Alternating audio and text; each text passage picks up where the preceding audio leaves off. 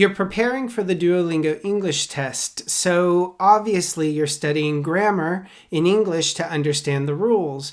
And you memorize all the rules, and then you sit down to write and fill in the blank on DET. And when you get your score back, the test score didn't move up. It stayed exactly where it was. This is not an English problem. You are studying the rules, and the test doesn't want to know if you understand the rules. The test wants to know, can you use grammar to make a choice when you're talking to someone in English? I gave 2 students this question while the baby started crying.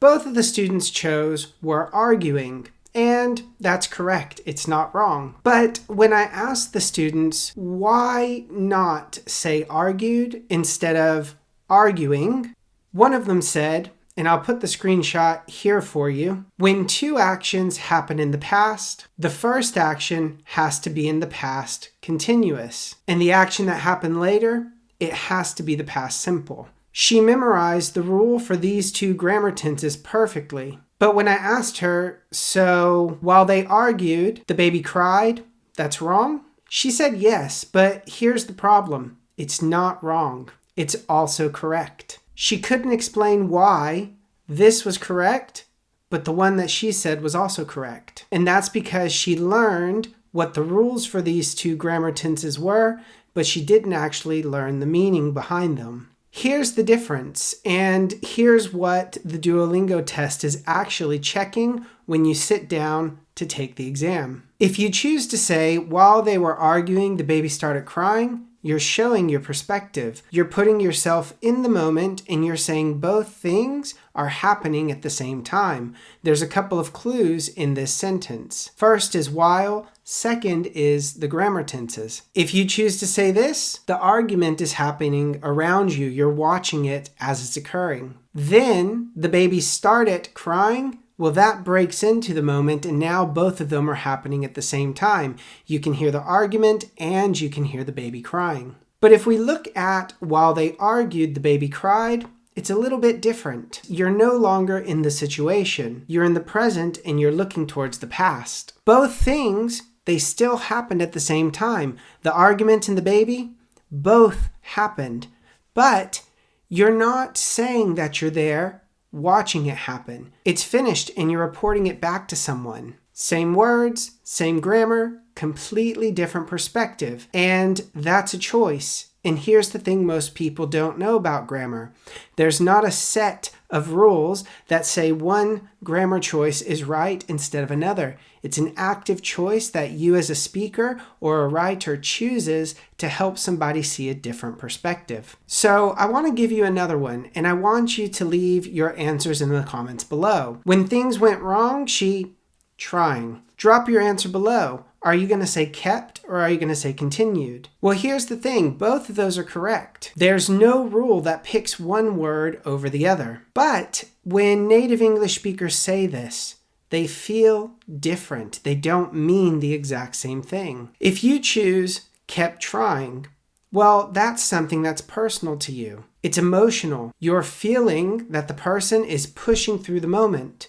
It's completely different viewpoint. But if you say continued trying, you're just reporting on something that you saw happen. That is going to create distance between you and the person that continued trying. It's kind of like you're reporting on something that another person felt, and you can see that they felt it.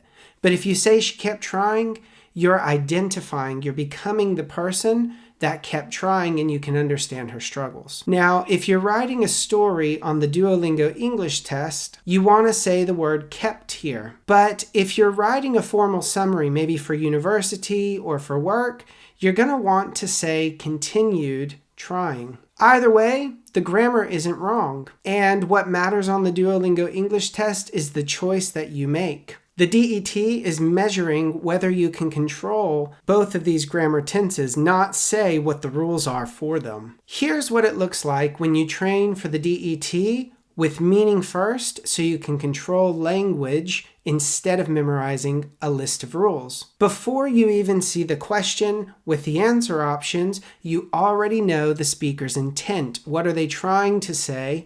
What are they trying to help you understand? So here's the process you can follow to make sure that you understand this, so when you take the test, your score will go up. Step 1, ask, what is the speaker trying to do? Are they inside the moment, or are they past the moment and now telling you about it? Then ask, is this a formal situation, like between a university student and a professor, or is it something that's informal, between a son and a mom? Finally, for step 1, ask yourself, what's the emotion? Is it an emotional moment, or is it a neutral moment that doesn't have any feelings? Step 2, now you have the intention.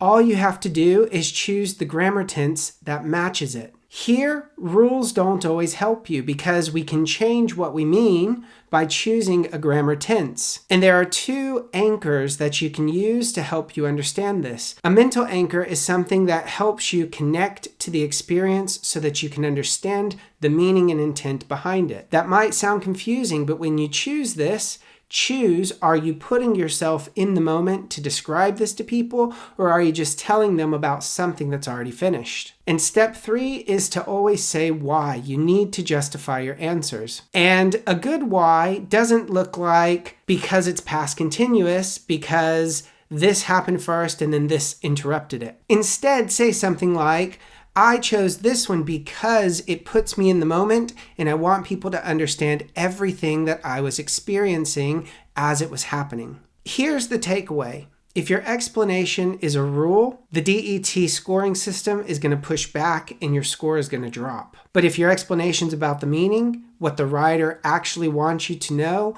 or how the writer or speaker is actually feeling, that's going to move you forward and it's going to push your score way up. That's the training. 3 simple steps. Many people will stop here and say, but I need to know the rules first. But you already know the rules. In your first language, you understand the difference between these grammar patterns. You understand that when somebody chooses one, they're changing what they mean to help you understand something specific. My student, she quoted the rules step by step, word for word. She nailed it. Nailed it means it was perfect, but she still could not understand the meaning behind it. So when I asked her the question, she couldn't explain that mine was still correct. She thought it was wrong. Rules tell you what is possible in language, but they don't really help you when you're trying to choose meaning or intent. And on the DET, when you have a timer running, you don't have time to search your mind for a lot of rules.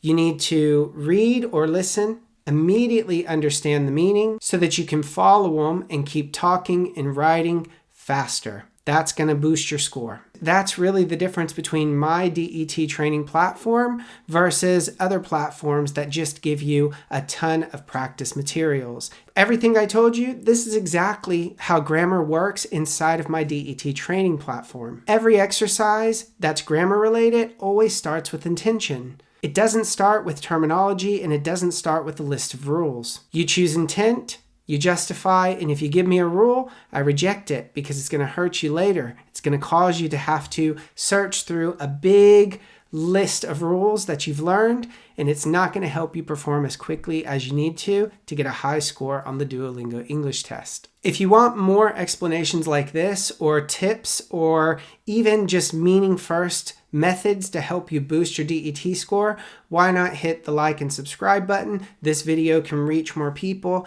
and you'll also see new videos every time I make them every single week. And if you're ready to try this new method yourself so you can start thinking faster under pressure instead of looking for a list of rules, you can click the link in the description to go to a page that will give you a practice unit on my platform. Or if you're not sure if this is what you need, you can also click the link in the description to book a diagnostic with me. It's $25, and over 30 minutes, I'll give you every single practice question that you're going to see on the DET, and then I'll build you a personal plan and tell you exactly what you need to focus on. That way you can continue to grow your skills and not get stuck.